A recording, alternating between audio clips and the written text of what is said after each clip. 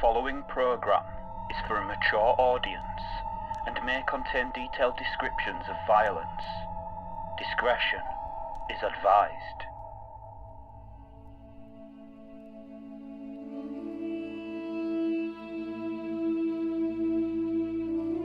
Against the unending mist and unseen terrors of the ethereal plane, the radiant Citadel stood bright as a bastion of hope. It was a living relic of the ingenuity and collaboration of 27 great civilizations. Abandoned and lost for ages, the Citadel was resurrected from its slumber and reclaimed by the descendants of those societies, though some peoples remained missing. The city served as a nexus for diplomacy and trade, a repository of histories and secrets, and a thriving sanctuary for those seeking safety or a better life. The radiant Citadel, a gathering place of strangers and stories, the ancient writing of Allura Aetheri. Welcome to Radiant Light, a One D&D solo campaign. For almost a decade, millions of players around the world have enjoyed Dungeons & Dragons 5th edition. One D&D is the codename for the future of D&D. Under this codename, Wizards of the Coast have begun updating and expanding the rules of the game, taking the best parts of 5th edition, creating an experience that is backwards compatible with 5th edition books, and will evolve the game for years to come. At the time of recording this, the One D&D rules are in playtesting, with new books slated for release in 2024. Until then, Wizards will drop new materials from them for playtesting. This podcast will take these playtesting materials as they are released and apply them to a solo D&D campaign. Over time, as new rules are added, the campaign will evolve. Let's get to it.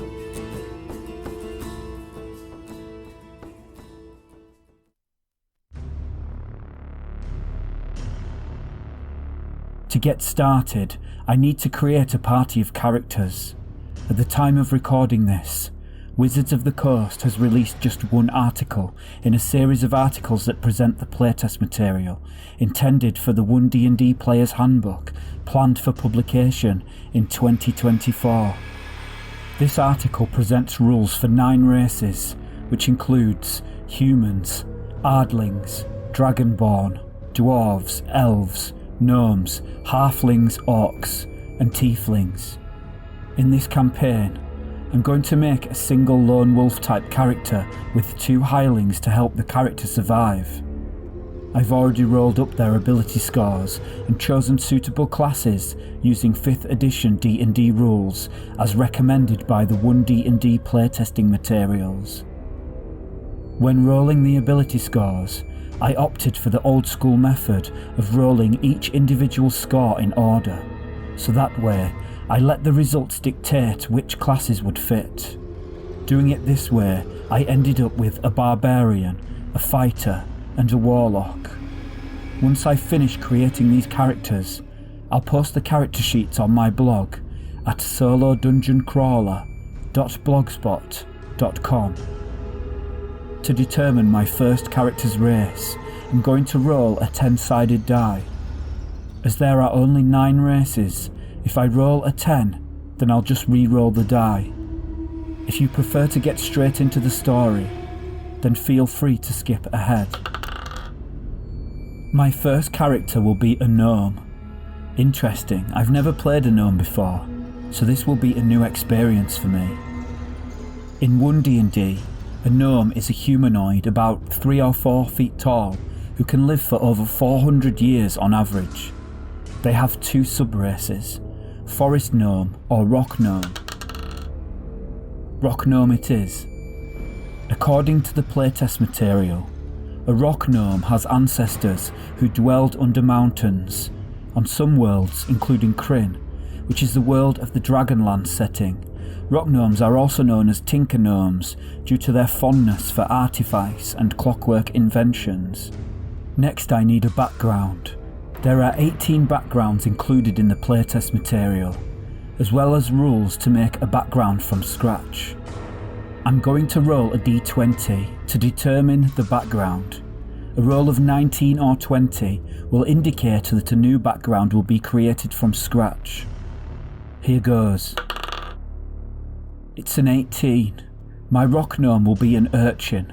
An urchin gains ability score increases of +2 dexterity and +1 wisdom, as well as skill proficiencies in insight and stealth, proficiency with thieves' tools, and the lucky feat. Urchins also know common sign language. Don't worry if any of this information is new to you. As this campaign progresses, all these things will be explained in much greater detail. Moving on to my hirelings now. My first hireling will be a human. Humans are resourceful creatures, gaining inspiration whenever they finish a long rest. In One D&D, the inspiration rules are quite different from 5th edition. When you have inspiration, you can expend it to give yourself advantage on a d20 test.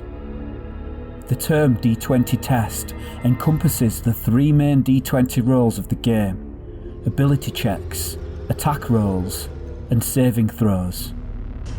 If something in the game affects d20 tests, it affects all 3 of these rolls.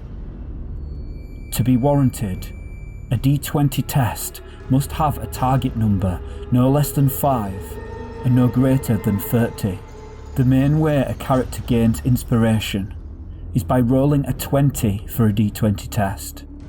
The DM can also award inspiration to a character who's done something that is particularly heroic or amusing.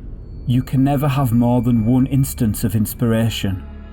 If something gives you inspiration and you already have it, you can give inspiration to a player character in your group who lacks it. If you still have inspiration when you start a long rest, you lose that inspiration. As well as gaining inspiration from a long rest, humans are also skillful, gaining proficiency in one skill of their choice, and versatile, gaining the skilled feat or another first level feat. Again, don't worry if any of this information is new to you. I'll explain the mechanics in more detail as the campaign progresses. In One D&D, humans are not necessarily of medium size. They can also be small, between 2 to 4 feet tall. I'll make a quick roll now to decide. If I roll even, the character is small. If I roll odd, they are medium size. Odd, which will make them medium size. Now I need a background for this character, so that's a d20 roll. It's an 18, so just like my rock gnome, my human will also be an urchin. Now for the second hireling. Let's roll for the race. A dwarf. Dwarves have resistance to poison damage, and advantage on saving throws to avoid or end the poisoned condition on themselves. They get a +1 hit point bonus at level 1, and each time they level up, they get proficiency in either jewelers, masons, smiths, or tinker's tools. It can also tremor sense as a bonus action. Time to roll for a background. This character will be an acolyte, which grants a +2 wisdom and +1 intelligence proficiencies in insight and religion, and tool proficiency with calligrapher's supplies. Acolytes also know the celestial language and get the magical initiate feat. Now I have populated the world with some new characters. It's time to begin the adventure.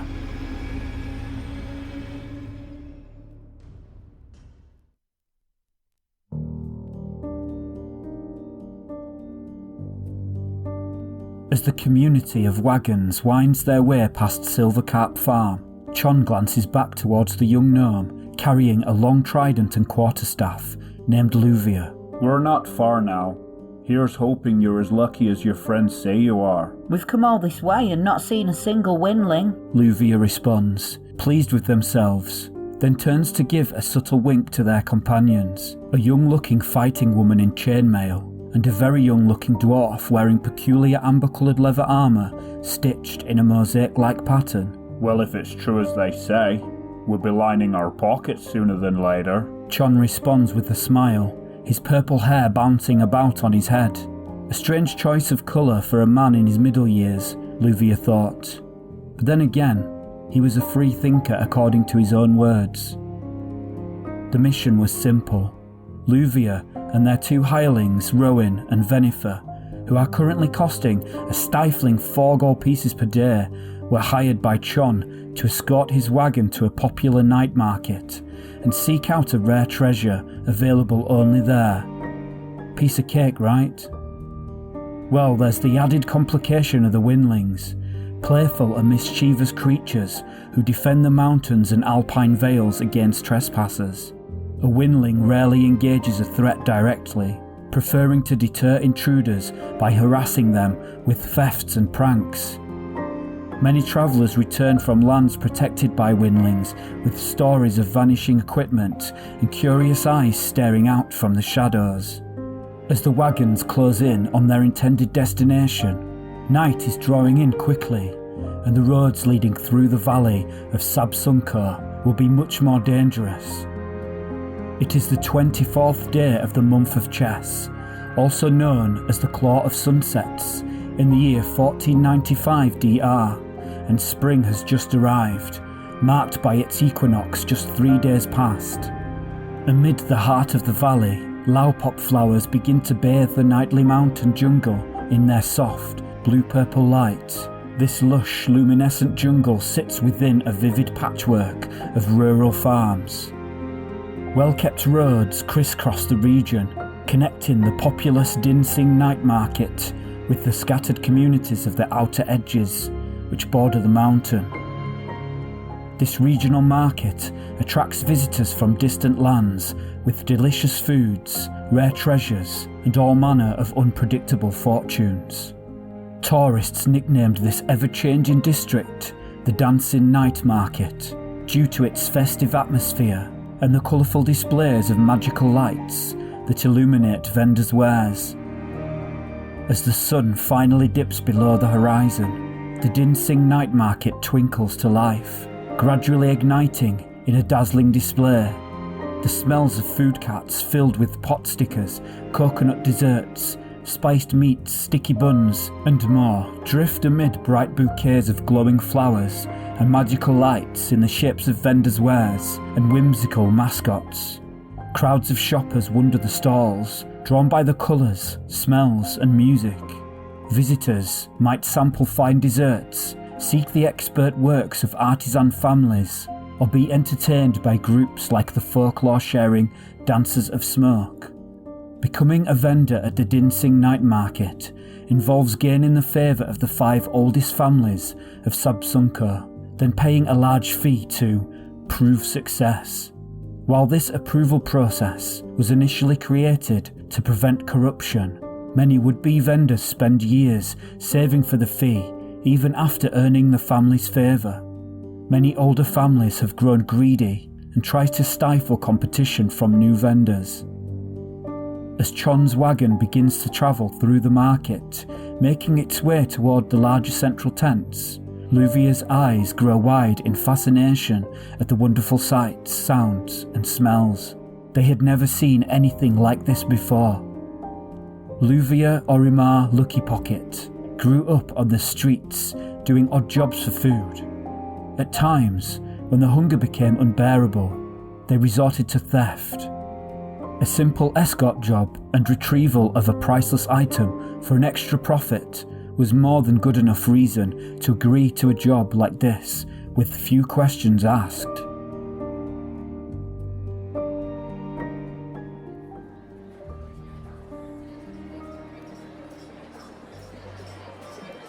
As the party makes their way through the endless maze of stalls, Rowan reaches out to touch a luxurious silk garment. He catches the eye of an old gnome seamster dressed in brightly coloured garments. Fat blue caterpillars with feathery antennae sit perched on her shoulder, atop her head, and on her hand. The old gnome seamster glares at Rowan with suspicion over the top of her large pair of glasses. Look at this.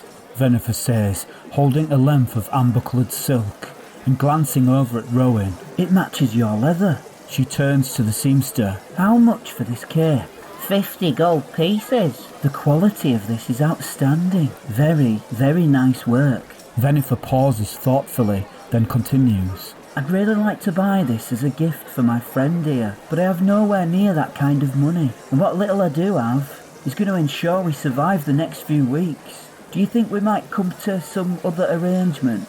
I'm going to make the first official roll of the game here. Venifer is attempting to persuade the seamster to come down significantly in price. She will need to roll a persuasion check. Wow! The first roll of the game is a natural 1. In One D&D, if you roll a 1 on the D20, the D20 test automatically fails, regardless of any modifiers to the roll. Move along, the seamster says dismissively, as she snatches the silk back from Venifer. Shouting suddenly rises over the sounds of sizzling street food and other haggling shoppers. A shrill voice cries out, "Give it back, you little thief! Now you're the thief!" replies the youngster with a panicked squeak. An instant later, a frantic kobold bursts from the crowd, clutching a sizable bunch of green onions. The flustered gnome woman chases him. Stay tuned to find out what happens next.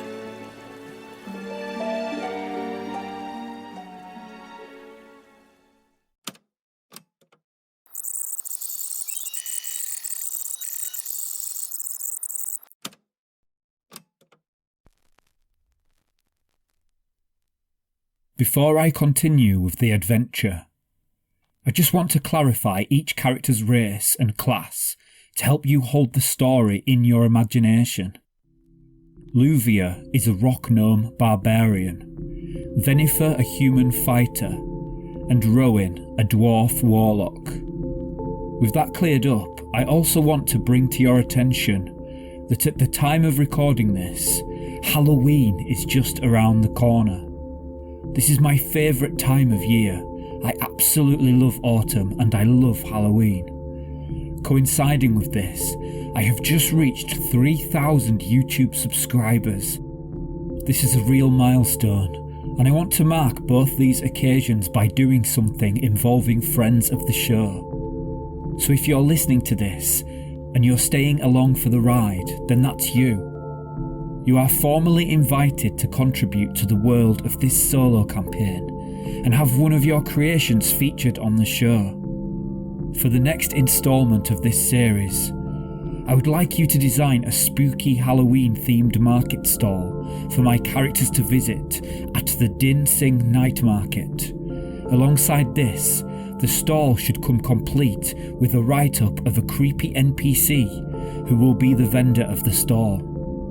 To submit your creation, all you have to do is either visit my YouTube channel at youtube.com/c/solodungeoncrawler/community, where I have posted up details of the competition. You can enter by leaving a comment on the post containing the details of your entry. Alternatively, you can send me a private message on Twitter at CrawlerSolo. All I'm looking for is a write-up describing the market stall and the stall's vendor, and I will pick one to feature on the show. If you have any questions, then feel free to get in touch via the YouTube community post or on Twitter. I look forward to your entries. But in the meantime, back to the game.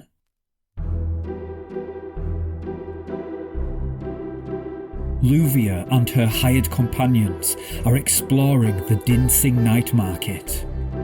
The sudden commotion caused by a young onion-thieving kobold has caught their attention. They watch as a gnome woman chases after the fleeing kobold youngster.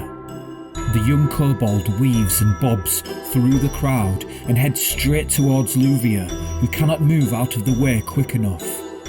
The kobold clumsily collides with Luvia, who despite their short stature, holds their ground. The kobold, only a few feet tall, bounces off Luvia and falls to the ground.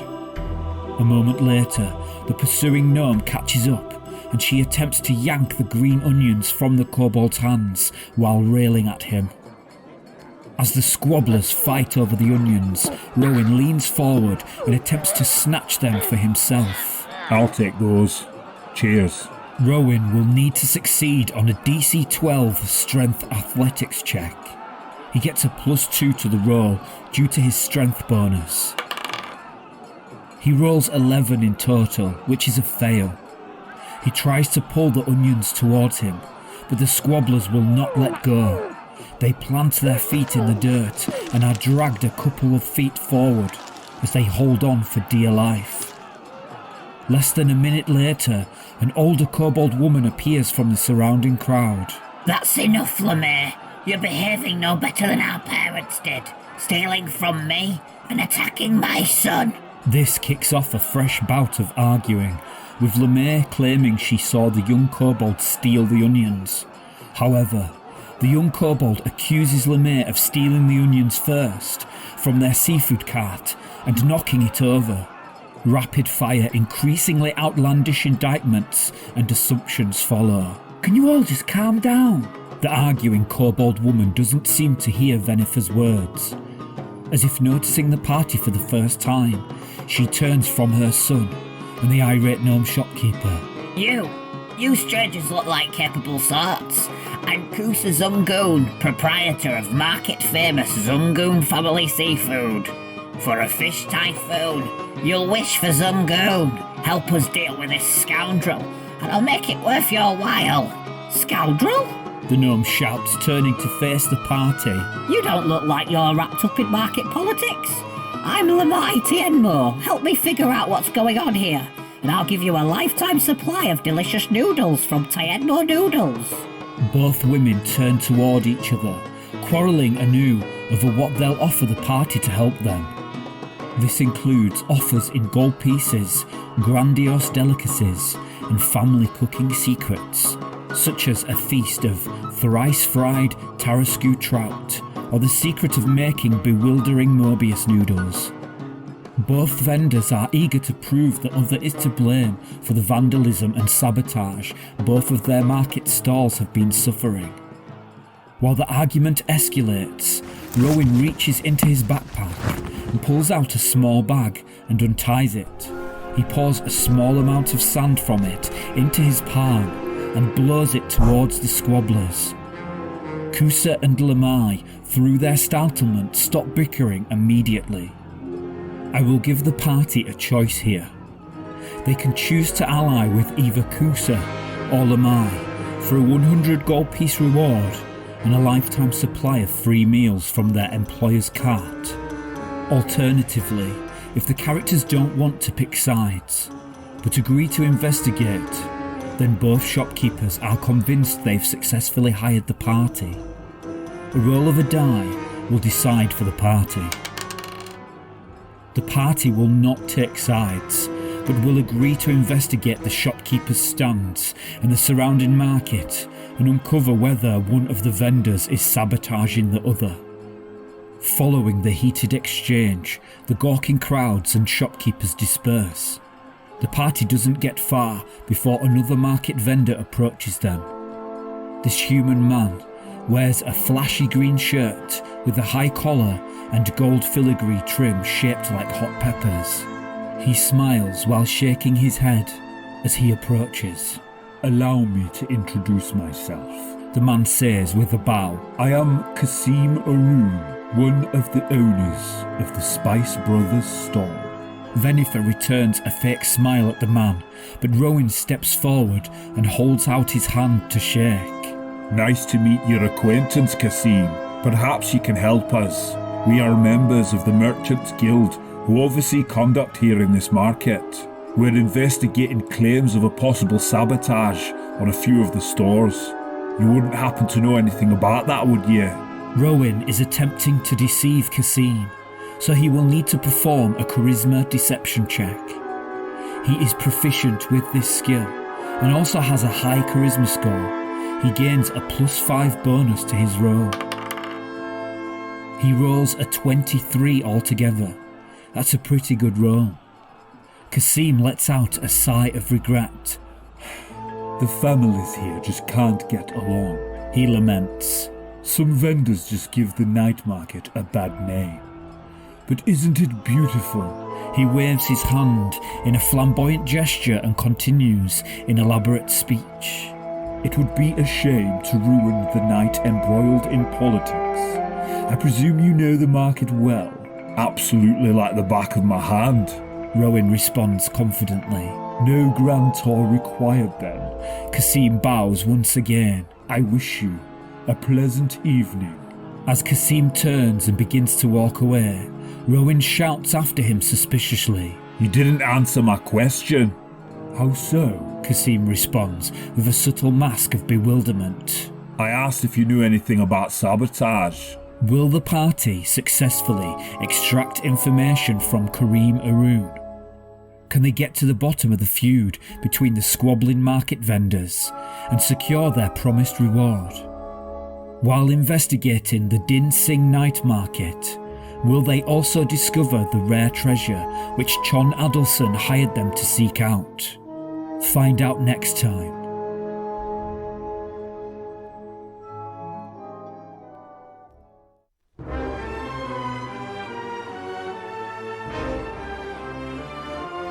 You have been listening to Radiant Light. I sincerely hope you have enjoyed this episode. If you would like to send a small donation to show your appreciation and help support this show so it can continue to grow and expand, then please visit paypal.me/TomDND. In this episode, I'd like to thank Vinny for his kind donation in August. Thank you so much.